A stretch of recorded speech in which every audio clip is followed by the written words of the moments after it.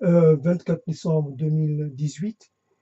Et cette nouvelle entreprise de développement et d'approfondissement d'un thème en particulier, celui de l'autopsychanalyse.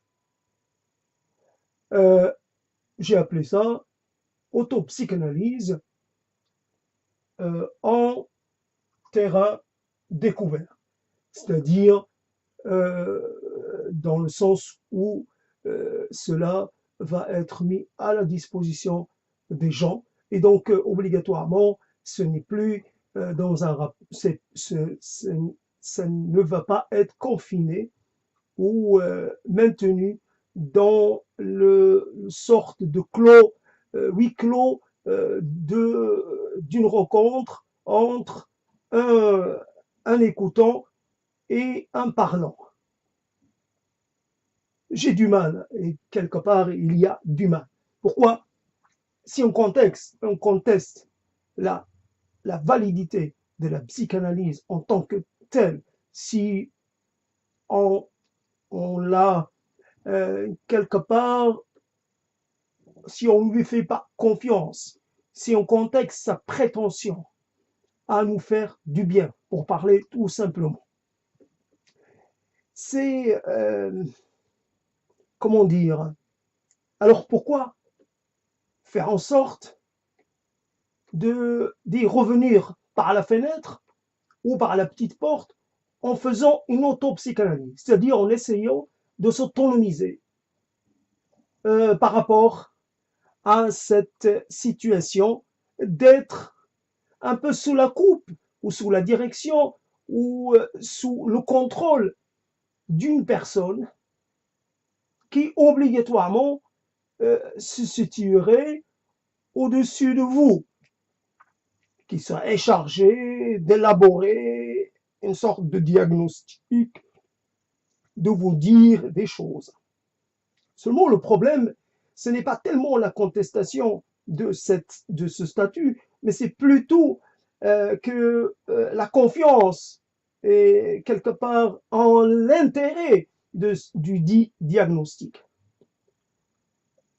Euh, il y a un problème. Moi, en tant qu'être humain venant d'un contexte culturel particulier, mais ce dit contexte était déjà à la base un contexte mixte, tout ce qui est de plus mixte, même s'il y a une prédominance d'un élément culturel par rapport à l'autre, mais il y avait mixité. J'arrive avec cette mixité, avec ce mélange. Je suis un sang mêlé culturel. J'arrive en face de quelqu'un qui n'a pas les clés pour me déchiffrer. Je le sens, je le pressens, je l'ai au fond de moi-même. Donc, s'autonomiser en pensant, en essayant, en espérant que cela puisse servir à quelque chose. Donc, l'autopsychanalyse comme ça en public, pourquoi en fait mettre en, en publicité des éléments qui n'appartiennent qu'à soi, étant donné que, comme si on pouvait dire, ce que vous vivez, ce que vous ressentez, vous est particulier, il n'a pas vocation à être généralisé ou à intéresser le grand nombre. Je réponds à cela en disant que le particulier ou le général découle du particulier. L'individuel découle de l'universel. Et en fait, il y a un rapport étroit, un rapport l'un ne peut pas exister sans l'autre. Quand je parle de quelque chose, obligatoirement, au moment où j'y pense, quelqu'un, quelque part, y a pensé aussi. Mais c'est où il y a pensé, où il va y penser, peut-être ça ne sera pas toujours dit ou exprimé, ressenti la même chose, mais nous sommes une humanité avec les mêmes défis, les mêmes problèmes, les mêmes impasses. Ce que je peux vivre, tout le monde peut le vivre, à des degrés plus ou moins divers. Donc, je prétends que ce que je peux dire doit intéresser un certain nombre de gens. Et donc, l'auto-psychanalyse.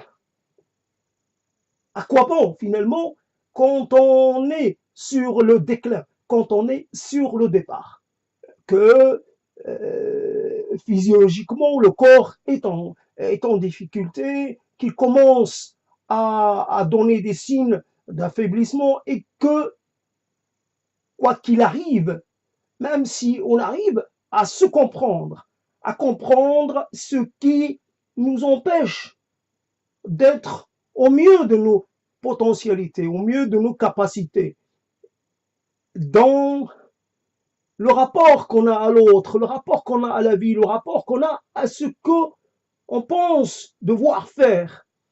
Quand on se met des bâtons dans les roues, quand on a l'impression de ne pas avancer, etc., etc. Est-ce que cela peut encore servir à quelque chose à un âge qui est le mien?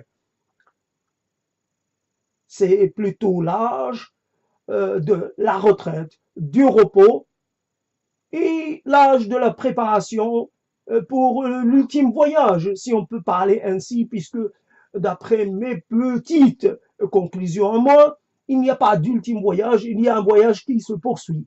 Mais métaphoriquement, c'est l'habitude de dire que c'est le dernier voyage, etc., etc. Restons un peu dans le langage habituel, dans les images et les métaphores habituelles.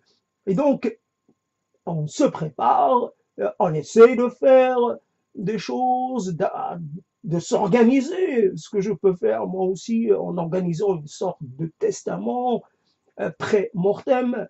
Et ce travail fait partie de cette préparation, mais je veux aussi en recueillir un certain bénéfice. Alors, est-ce que ce bénéfice est-ce que ce bénéfice, il va réellement exister?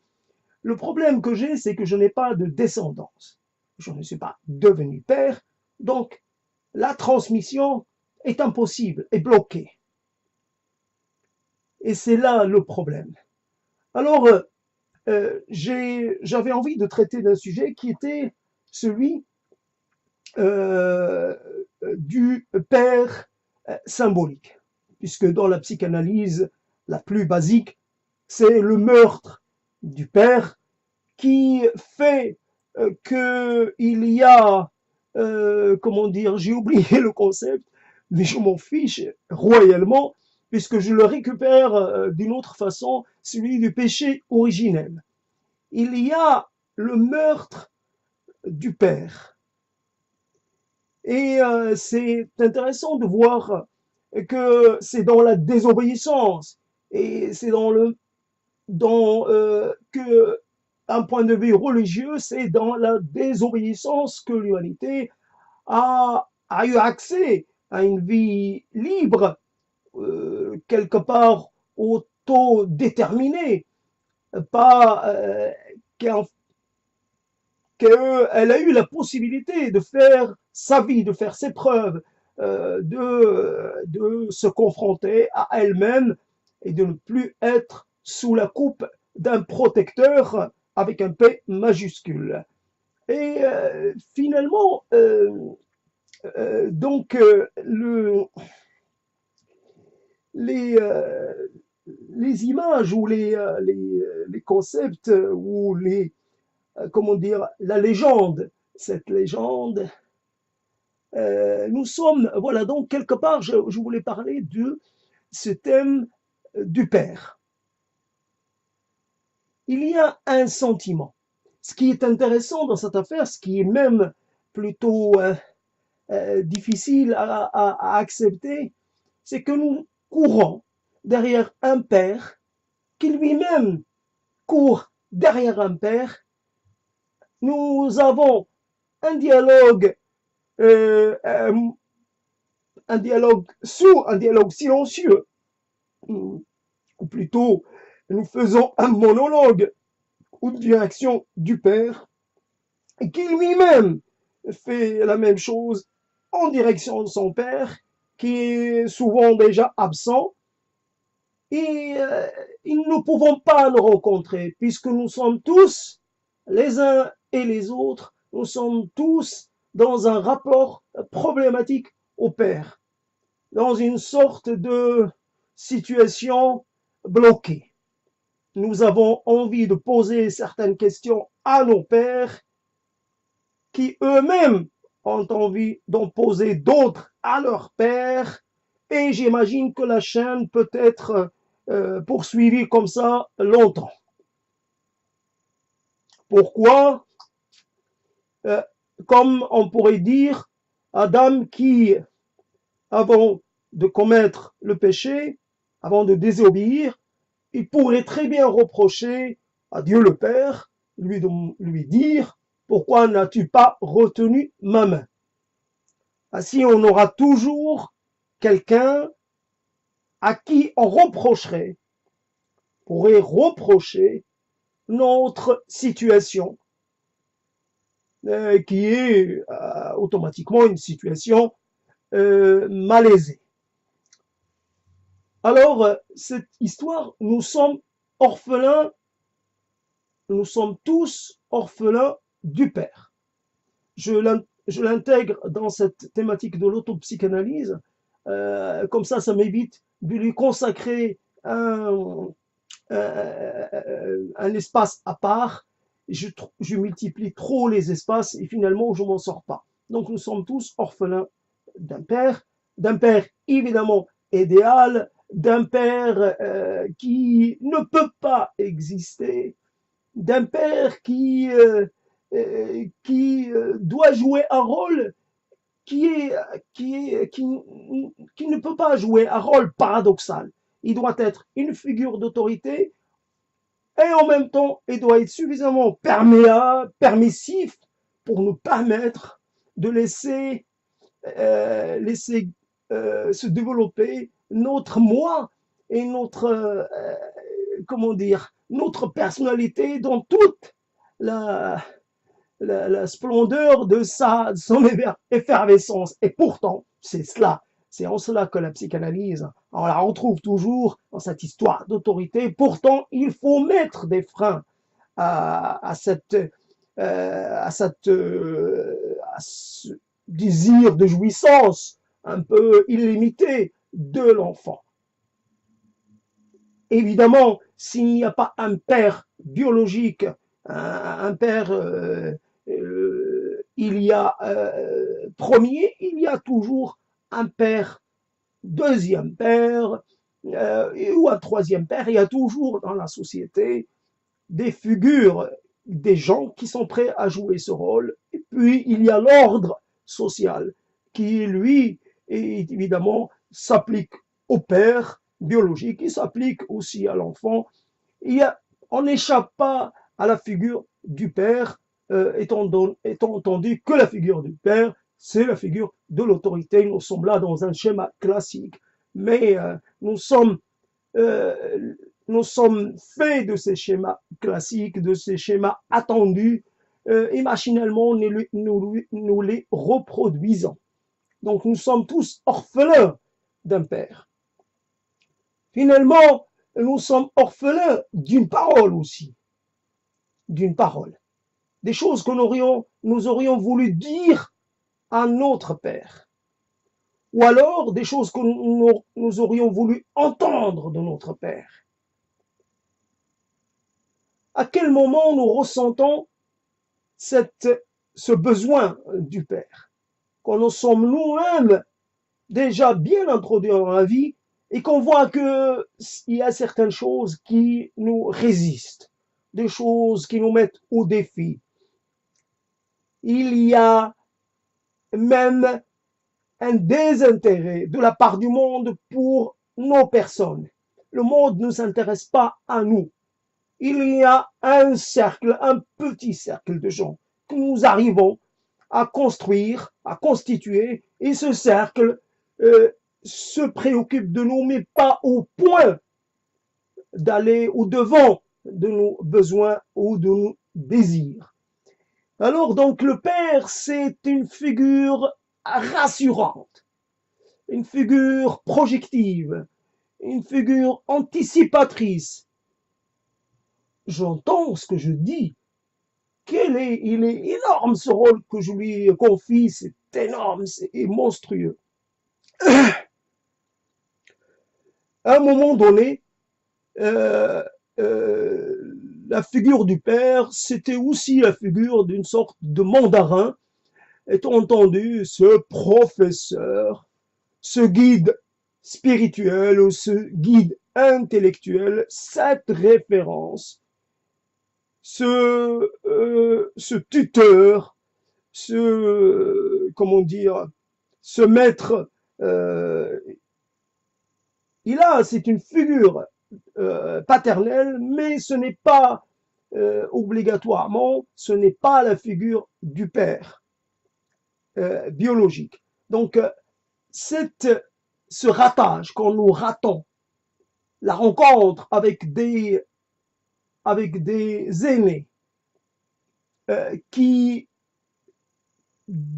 pourraient jouer un rôle d'ouvreur, d'initiateur, de défricheur, qui nous permettrait de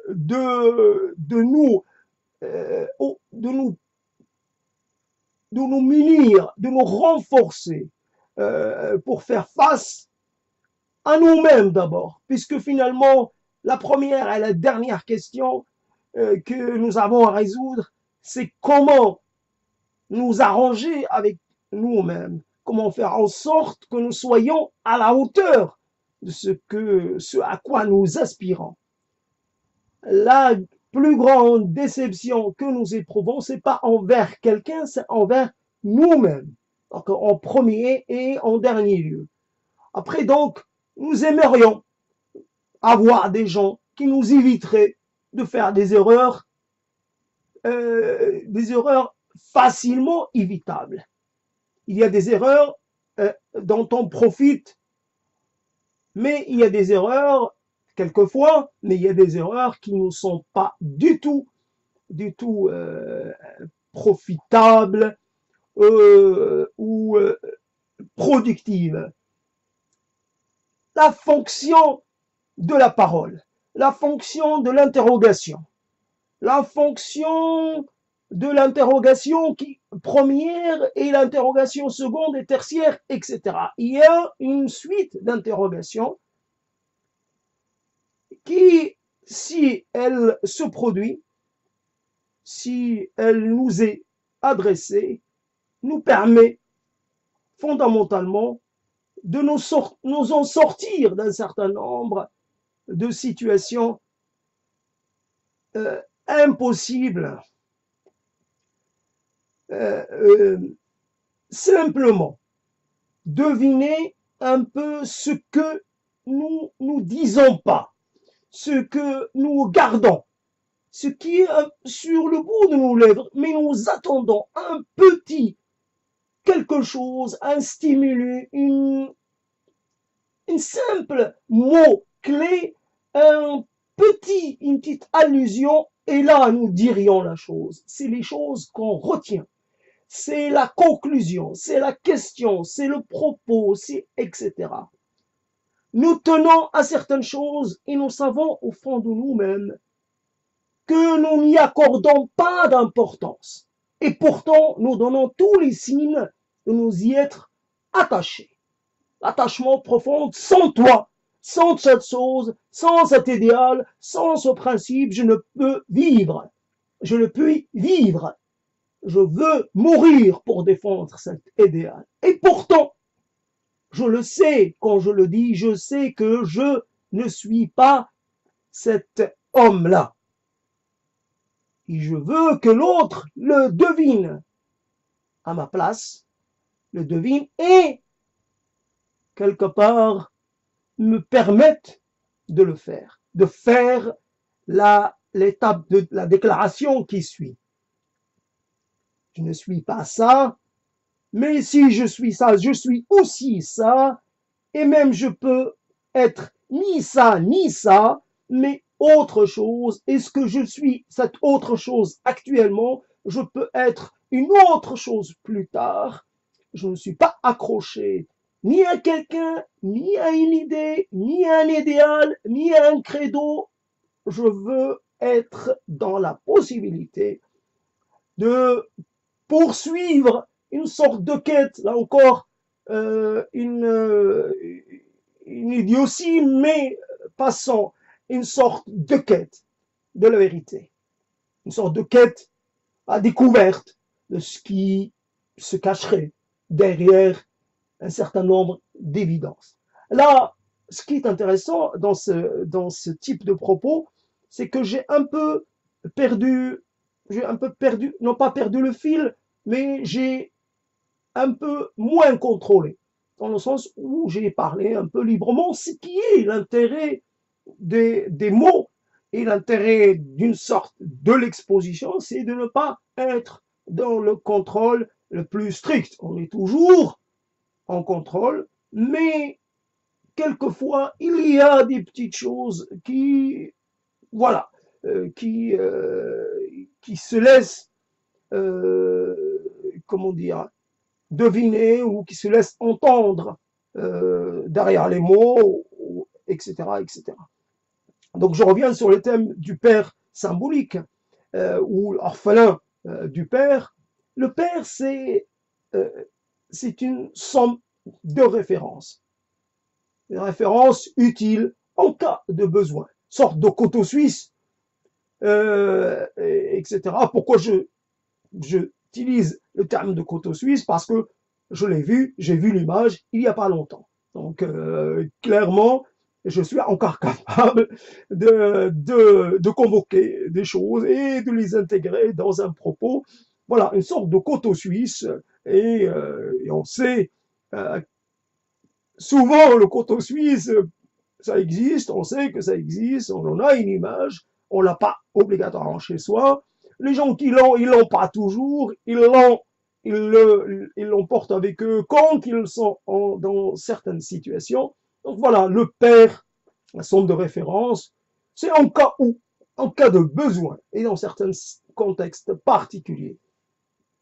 Donc, à un moment donné, il y a eu un Benjeloun qui, quelque part, parce que beaucoup de gens en parlaient, ça pouvait constituer une sorte de père.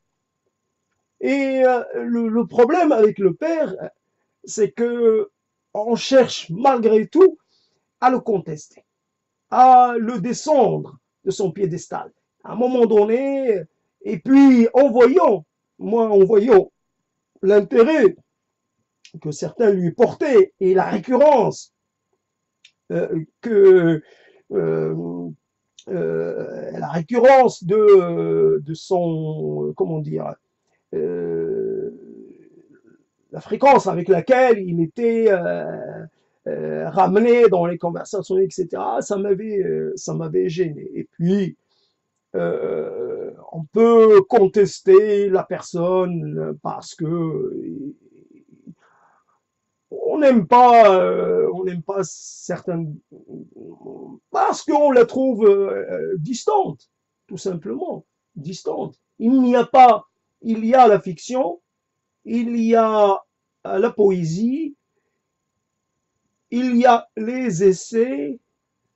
Le problème avec ce type de père, c'est que quand il écrit La plus haute des solitudes, quand il écrit Hospitalité française, ou des choses comme ça, ne règlent pas le problème. Nous sommes en France, si on doit toujours être dans la situation de celui qui demande à ce qu'on lui accorde le respect ou l'égalité, etc. On est toujours dans la situation de celui qui demande. L'égalité, ce n'est pas quelque chose dont on demande à bénéficier, c'est quelque chose qui nous doit nous être accordé automatiquement. L'hospitalité, on n'est pas dans une situation d'invité, on est français, on est là. On n'est pas dans l'observation, dans la compilation des situations, à nous dire, regardez, les Français, ils ne sont pas ci, ils ne sont pas ça.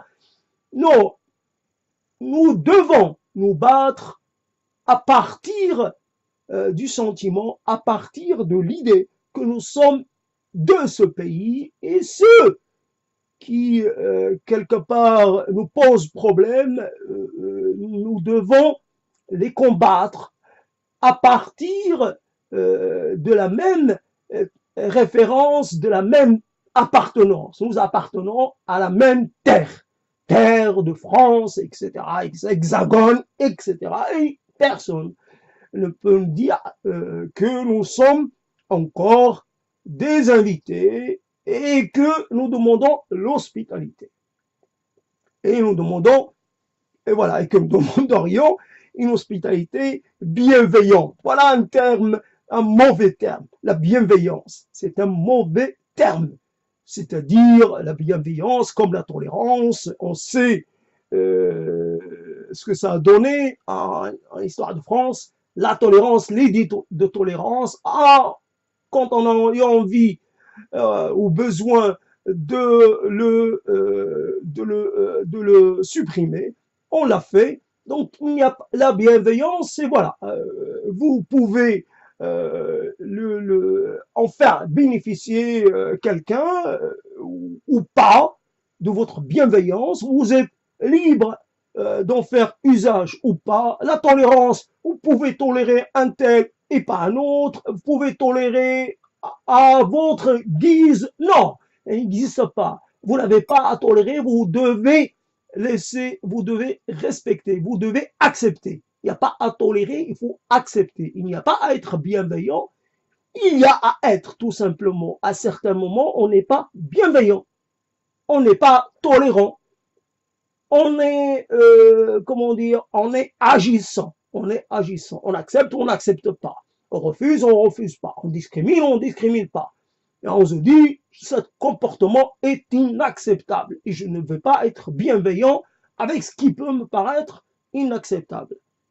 Voilà des choses comme ça. Donc on peut, après, dans la plus haute des solitudes, mettre la lumière sur un problème qui est celui de la solitude affective et sexuelle d'un certain type de gens vivant en France, ça n'apporte rien.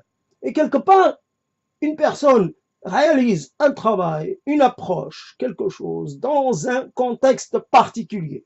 Ce contexte peut avoir changé, mais les conclusions et le travail qui en a découlé restent. Alors il est mis à la disposition de gens qui, obligatoirement, certains ne vivent pas la même situation. Donc, à quoi ça peut leur servir? Alors, ou alors peut-être juste à créer en eux ou à renforcer ce sentiment. Voilà, paradoxalement, au lieu de nous en sortir de la problématique, on nous y ramène et on nous y maintient.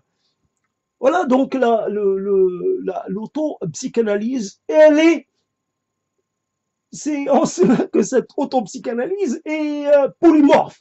Elle n'a pas vocation à s'intéresser à une, et c'est là l'intérêt. Elle n'est pas limitée par le temps, elle n'est pas cette histoire de temps. Voilà, fixé arbitrairement, au bout d'un moment, il faut vous arrêter. Elle est limitée par la fougue, par l'énergie du parlant.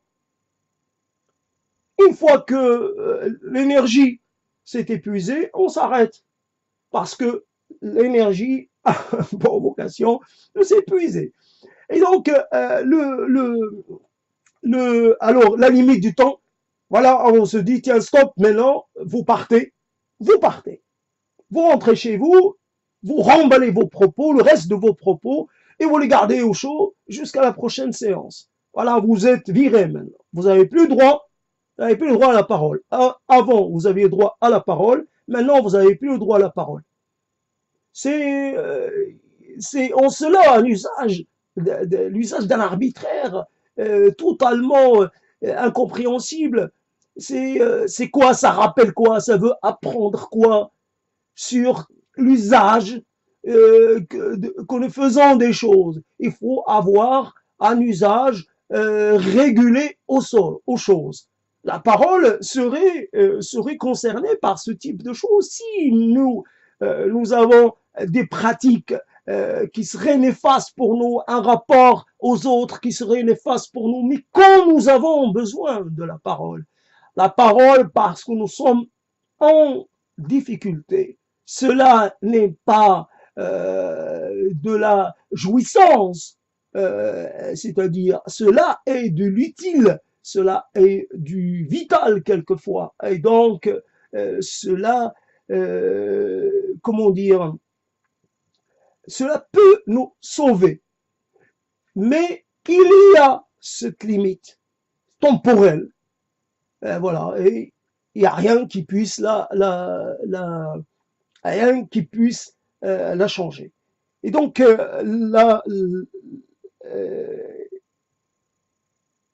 c'est-à-dire,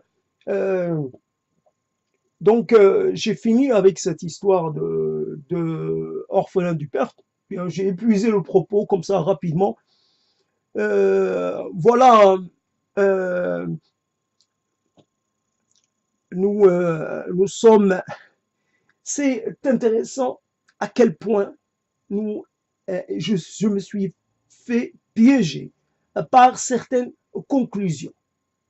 Si on parle, je sais pas, sur le plan industriel, on parle d'absence d'innovation ou d'absence d'adaptation.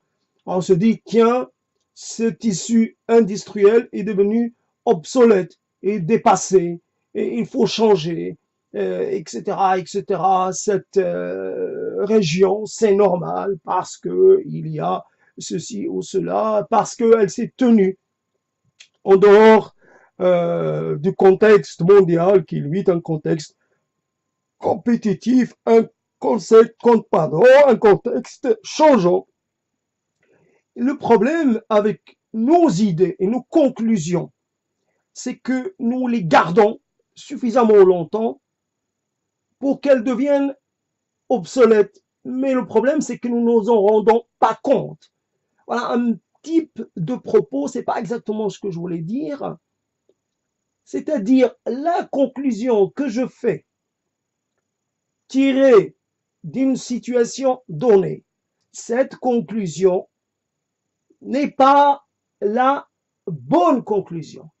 Elle est la conclusion provisoire, la conclusion à affiner. Voilà quelque chose à laquelle j'ai pensé, la conclusion qui ne doit pas être ultime, dernière, finale. Quand nous avons un rapport, puisqu'on est en France et qu'on aime le fromage, pas tous les fromages, ça dépend de chacun, mais quand on aime le fromage, affiné, super affiné, vieux, super vieux, comment dire, nous faisons l'expérience gustative de l'intérêt du fromage très vieux parce que nous y découvrons des parfums et des nuances que nous ne découvrons pas dans le jeune, dans le fromage presque de l'instant. Le fromage trop imparfait. Fromage dans un stade premier de sa vie. Et alors, voilà, donc la réponse, la conclusion, elle est dans un stade premier. Et souvent, nous restons au niveau de ce stade premier. Il n'y a pas de poursuite, il n'y a pas d'approfondissement en tenant en compte que toutes les conclusions. Le problème est là.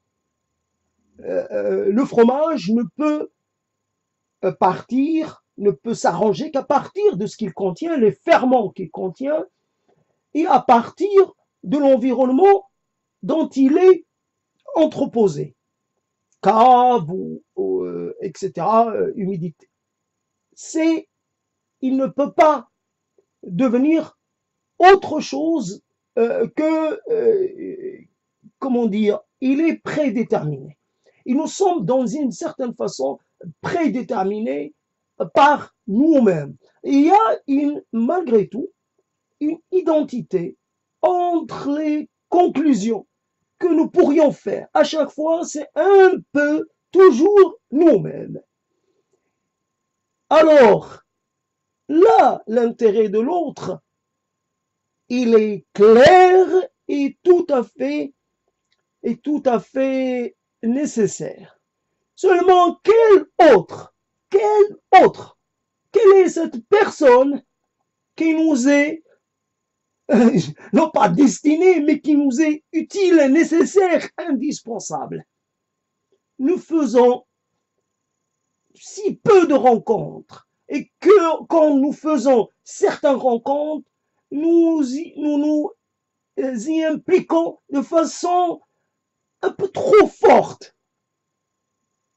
Mais le problème, c'est que nous n'avons pas obligatoirement la capacité de comparer. Je peux dire que sur un plan d'évaluation, on va dire qu'il y a des gens, ils sont au premier niveau, c'est-à-dire le niveau le plus basique. Après, il y a peut-être 2-3 niveaux de plus. Après, on rencontre des gens du 4e au 5e niveau qui donnent l'impression de nous correspondre par par le ressenti qu'ils ont par rapport aux choses, par la perspicacité qu'ils ont, par l'approche qu'ils ont. Mais nous avons accès qu'à une personne ou deux de ce type. Nous n'avons pas accès à plus. Donc la comparaison est impossible. Et nous pouvons nous rendre compte avec le temps que celui ou celle que nous avons choisi pour comme interlocuteur privilégié n'était pas la bonne. Ou alors, nous lui avions demandé de jouer trop de rôles, d'être ceci et cela, et encore ceci et cela, et encore ceci et cela, mais qu'évidemment, elle n'était pas capable. Ou alors, nous l'avions rencontrée dans un moment qui n'était pas le bon, dans un âge, dans une temporalité, dans une, spatialo-temporalité qui n'était pas la bonne. Voilà le problème, hein, je commence à me fatiguer, donc voilà, je risque de mettre fin à ma séance d'auto-analyse, comme quoi tout propos a une fin. Il faut pas s'inquiéter, il faut pas se dire, tiens, celui-là, je regarde ma montre, je regarde pour qu'il comprenne. Non, à un moment, on comprend, à un moment donné, on s'arrête de soi-même parce que ce qui nous a porté se tarit, voilà, à moins, évidemment, les choses comme ça, à moins qu'on trouve un moyen de nous relancer, mais ce n'est pas évident, je me suis pas encore relancé, mais si je le fais, ce sera un peu presque par défi, mais autrement, le propos est, pour l'instant, j'ai terminé. Qu'est-ce que je vais pouvoir convoquer, de quoi vais-je m'inspirer dans mon environnement qui est plein de papier, qui est pour pouvoir me relancer. Donc je prends une petite respiration.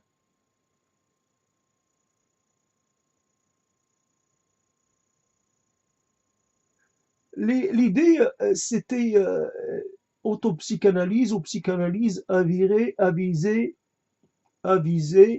thérapeutique. À visée thérapeutique. Le problème avec avec ce que je disais tout à l'heure par rapport aux conclusions qu'on fait, on prend des décisions. Quelquefois, nous les nommons pas décisions définitives, mais dans le fait, ce sont des décisions définitives. Quand quelque chose dure ou perdure pendant une décennie ou plus, c'est une décision, ça a tout l'air de quelque chose de définitif. Quand par exemple nous regardons quelqu'un, nous voyons une personne qui a fait une psychanalyse pendant 10 ans, plus. Nous la voyons instable. Nous la voyons dans le non-contrôle. Nous la voyons même dans la, comment dire, sur le point de basculer. Et quand nous voyons, par exemple, tout simplement, l'idée, c'est comment bien exister, comme ça, schématiquement, comment bien exister avec soi-même, comment bien exister avec les autres, comment laisser exprimer ses potentialités, comment ne pas s'encombrer avec des choses qui sont récurrentes par leur récurrence même, sont devenues inintéressantes. Toujours le même problème, toujours le même type de réaction. Comment maîtriser son émotivité, comment prendre de la distance par rapport à l'événement, surtout par rapport à l'instantané, comment faire la part des choses, un certain nombre, ce qui est à soi et ce qui est aux autres, ce qui nous sommes en droit de réclamer, ce qui ne peut pas être obtenu parce que quand on sent que la personne a l'impression, on a même la certitude que la personne a fait une sorte d'avancée conséquente, on se dit, tiens, la psychanalyse apprend quelque chose. La psychanalyse produit du bien. Et donc, on fait cela, on fait un peu le procès de la psychanalyse par rapport à une ou deux, ou peut-être pas plus de 3 personnes. Et après, on se dit, d'après le rapport qu'on a eu avec la psychanalyse, soi-même, moi-même, ben, je n'ai pas réussi. Combien de fois je suis allé voir un psychanalyste? 2 fois. J'en ai rencontré un comme ça, à la volée, et qui m'a dit de venir le rejoindre dans son bureau. C'est l'idée du bureau que j'ai pas aimé. Après, moi, j'avais bien envie, comme ça, là où je l'ai rencontré, un peu dans les escaliers, et c'était ça. Et je l'aurais bien suivi s'il me dit, viens, je laisse tout tomber, tout ce que j'allais faire, je le laisse, je le reporte, et voilà un peu, comment dire, je reviens sur le père et le désir, etc., et l'enfant qui veut être satisfait sur les médias. Non, ce n'est pas ça. C'est que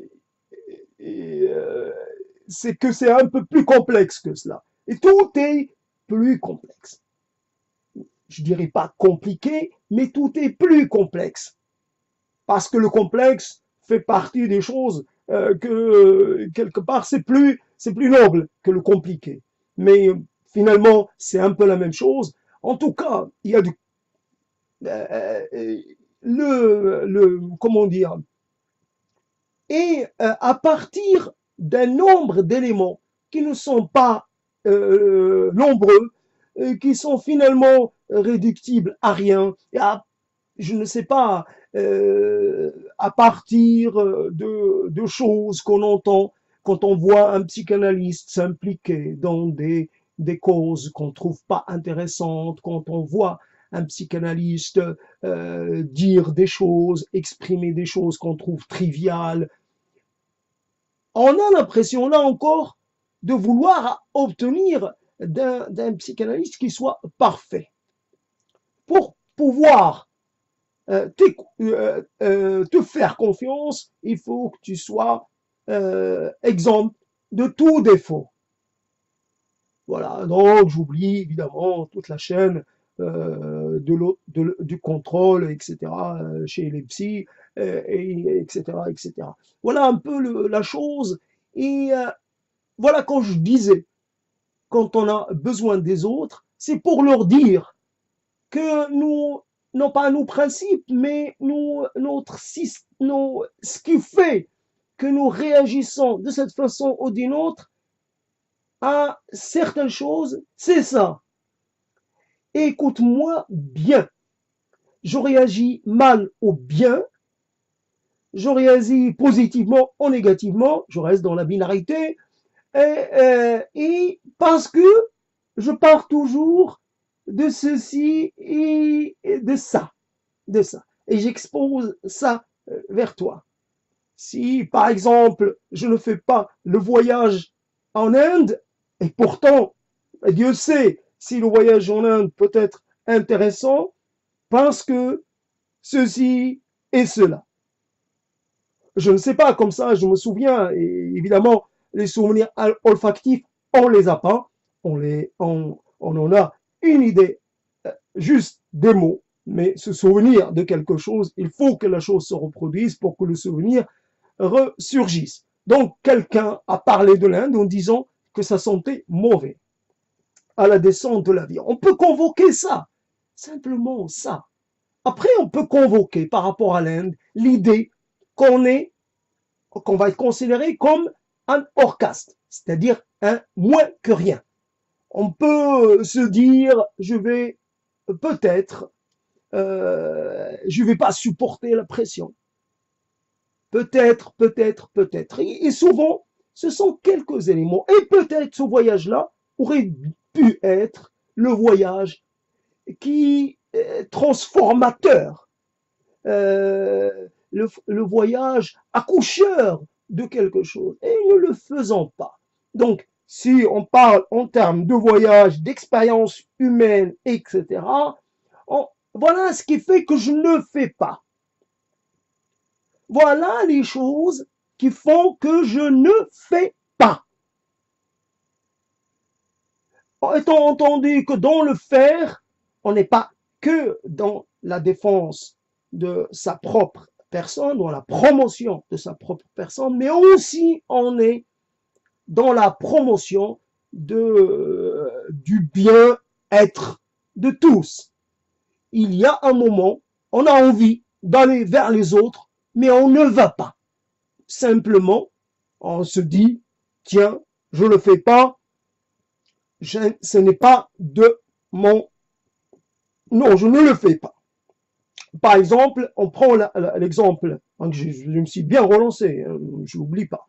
Et donc, je prends l'exemple, et donc je dépasse là je fais un peu de brodage. Mais c'est comme ça. Je fais un peu, puisque j'ai la liberté, j'en profite. Et donc, le truc, par exemple, une personne qui traîne derrière elle une valise. À une époque, il y avait des valises qui étaient lourdes. Maintenant, la plupart des gens ont un trolley-valise, je ne sais pas quoi, trolley-bag, quelque chose de léger, avec des roulettes. Donc, on n'a pas besoin de les aider. Mais à un moment donné, on pouvait se trouver comme ça, devant des gens qui ont quelque chose de lourd et on a envie de leur porter aide, assistance, puisque on vient d'un contexte culturel dans lequel cet acte est tout à fait souhaitable. On peut se retrouver dans deux cas de figure. Le premier cas qu'on peut constater, c'est que la personne, elle va se dire, elle va répondre, non, ce n'est pas la peine, donc elle va refuser l'assistance. Et puis on peut se dire, deuxièmement, cela est venu plus tard, que cette personne va penser, va avoir peur que je lui vole la chose qu'elle va me confier. Voilà donc deux choses qui empêchent, qui annihilent le projet de porter assistance. Et puis on se dit, si dans ce cas-là, qui ne comporte aucun danger pour moi, ni aucun danger pour l'autre, je ne le fais pas, alors comment? Rien que ça n'interpelle personne. Mais par contre, quand quelqu'un ne prête pas assistance à une personne en danger, on se dit, personne dans la foule n'a réagi. Mais la foule, elle se comporte comme un corps. Évidemment, il y a une présence un peu dans le même espace, mais chacun est dans sa bulle personnelle, et à un moment donné, on n'en sort pas pour toutes les raisons possibles. On n'a pas envie de s'impliquer dans ce que fait l'autre, qu'il soit mineur ou majeur, quoi qu'il puisse lui arriver, l'autre, c'est l'autre, même si il est moi de plein de façons, même si il est juste à côté de moi, à quelques centimètres, mais c'est un autre. Donc voilà un peu l'idée que même les situations les plus difficiles, les situations et comment dire, le, les, l'expérience humaine est toujours un peu particulière. Hier, j'ai fait un rapprochement. J'ai dit à ma sœur que mon frère, notre frère, un de nos frères, ne m'a pas appelé, euh, ne m'appelle presque pas. Il m'a appelé moins de fois, voilà, il faut que je sois précis, moins de fois que depuis 2004, que les tsunamis qui se sont succédés en Indonésie. Donc, il a peut-être m'a appelé peut-être 3 fois, enfin, je lui ai parlé au téléphone peut-être 3 fois, et depuis 2004, il y a eu peut-être 4 ou 5 tsunamis. Donc, le dernier tsunami, il date de 2 jours ou d'1 jour. Et donc, finalement, on se dit, voilà la complexité de la vie humaine. Et on peut essayer d'avoir une clé magique ou une méthode à toute épreuve, on est quand même, on n'est jamais finalement à l'abri. Par exemple, des gens vivent en Indonésie, beaucoup vivent près des côtes. C'est un pays composé d'îles et la mer est un lieu, un réservoir de toutes sortes de choses. Et la mer pour l'échange, pour la nourriture, etc., etc. Donc, on ne peut pas s'éloigner des côtes. Mais il y a eu un problème au niveau, on n'a pas établi assez de systèmes d'alerte.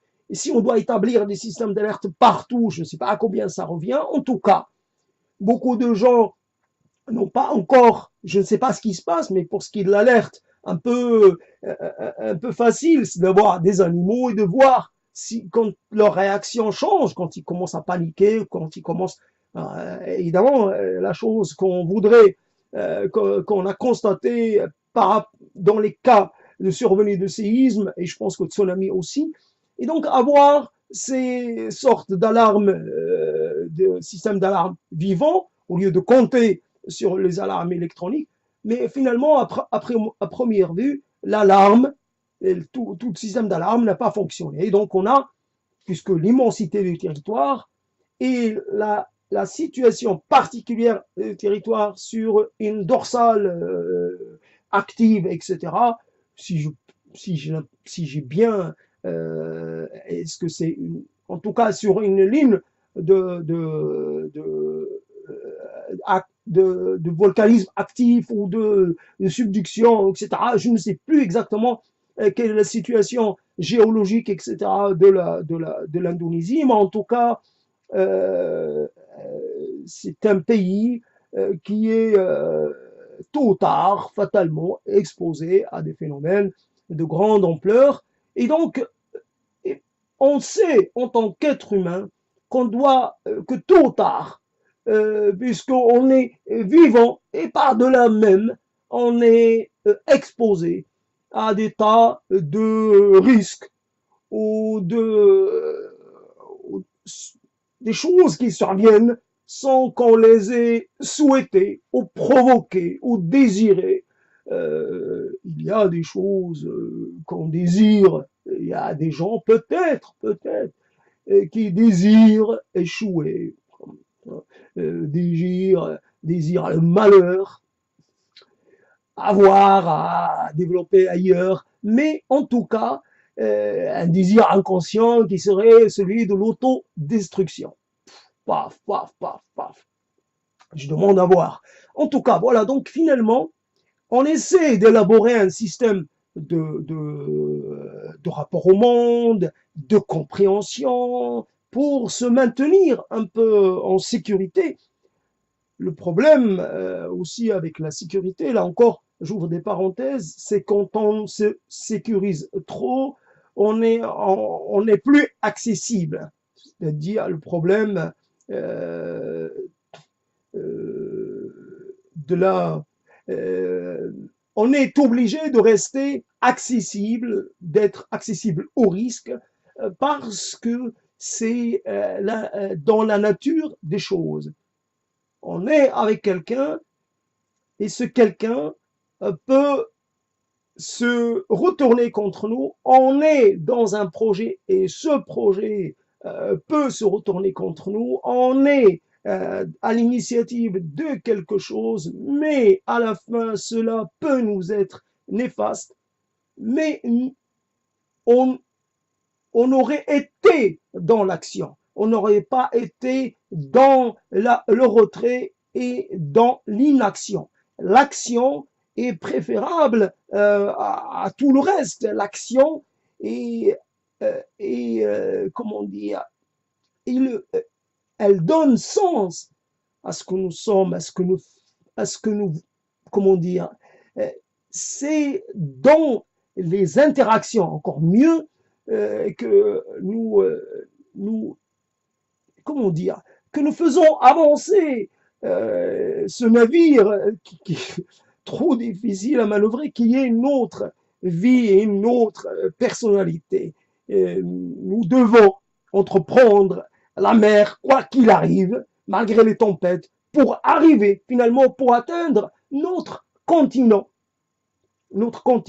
espéré, notre continent des Indes, puisque c'était ça l'origine, ce n'était pas les Amériques, parce qu'avant ça s'appelait pas les Amériques, c'était pas ce lieu-là, mais c'était les Indes, et quelque part, tous connaissent le déroulement de la traversée, et etc., et les difficultés, et les choses qui se sont produites, et à la fin, évidemment, à la fin, ça a fait le malheur, si je puis dire, rapidement d'une population particulière, parce que quelque part, c'est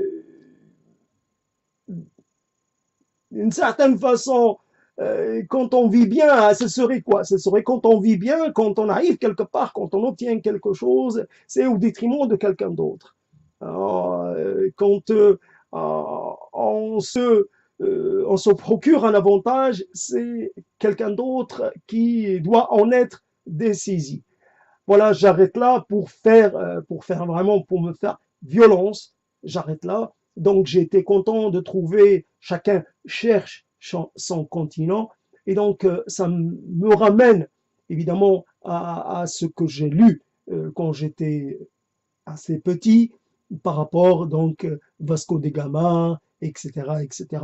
Et ces lectures qui malheureusement, ce n'est pas la lecture qui est intéressante, c'est les lectures initiatrices, initialisatrices. C'est ces petites lectures qui finalement expliquent beaucoup de la personne.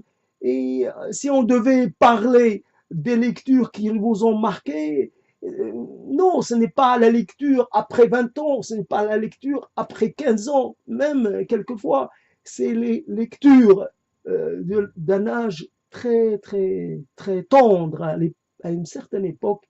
Moi, c'est aussi Alexandre Dumas et les trois mousquetaires, lus en arabe, bien sûr, à l'époque. Et après, évidemment, je n'ai pas éprouvé la même envolée, la même chose quand j'ai lu Guerre et paix, par exemple, en français, des choses comme ça. Mais j'ai vécu cette chose fantastique avec Alexandre Dumas, la chose, la geste, quelque part héroïque, la geste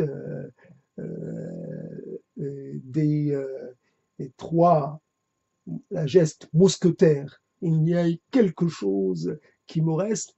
Après, évidemment, les Vasco de Gama, ça c'est une œuvre de fiction. Après, les autres lectures, ce sont par rapport à des personnages, par rapport à des événements.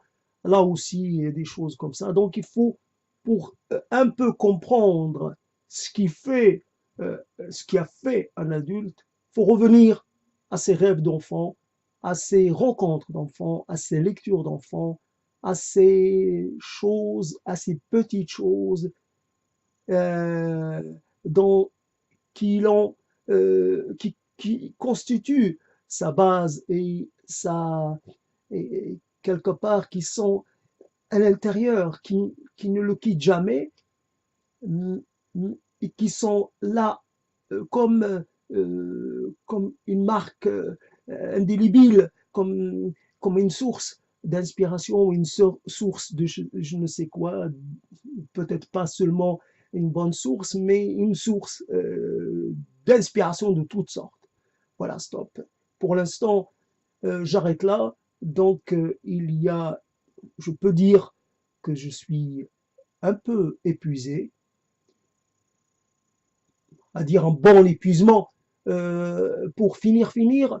Voilà, un moment, à certaines choses on dit des choses comme ça à quelqu'un qui n'est peut-être pas le bon interlocuteur, le bon récipiendaire, et qui, je dis à quelqu'un une fois, j'aimerais faire l'amour à mon rythme, c'est-à-dire à mon rythme, je dirais ni vite ni bon, à mon rythme, et puis après m'endormir.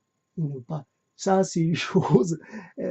M'endormir parce que j'aurais été épuisé et ça aurait été un sommeil. J'aurais pas été dans le devoir dans le devoir. J'aurais été un peu. J'aurais aimé vivre cela. Je lui ai dit ça il y a longtemps, il y a plus de 20 ans. Et donc, est-ce que c'est encore présent? Je ne sais pas comment y répondre. En tout cas, cette idée du bon épuisement, euh, voilà, c'était juste pour faire le lien avec mon état actuel et la chose que je me suis souhaité il y a déjà très longtemps.